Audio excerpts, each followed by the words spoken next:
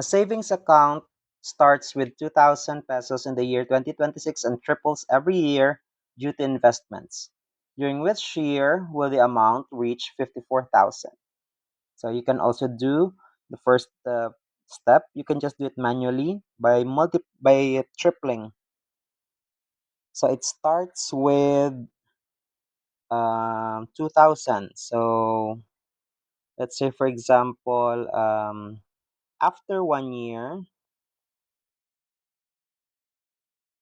it's going to be 6,000 because it's going to triple. So let's call that, say, A sub 1. And then the starting year is going to be A sub 0. So this is after 1 year, that's 2027 now. And then after 2 years, that's going to be 18,000.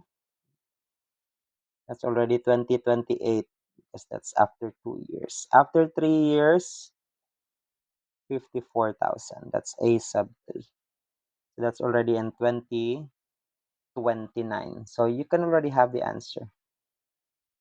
3 years after 3 years. So in 2029.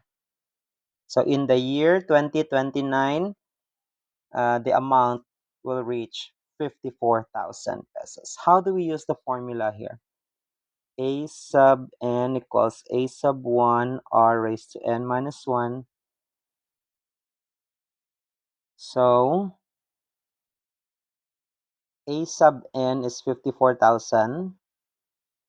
A sub 1 is 6,000. R is 3 because it will triple. It's n minus 1. Divide both sides by 6,000.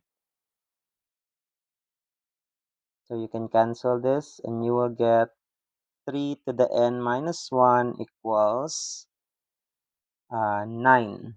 And 9 is actually 3 squared. So n minus 1 equals 2. So n equals 3. So after 3 years, so 3 years after 2026 is 2029.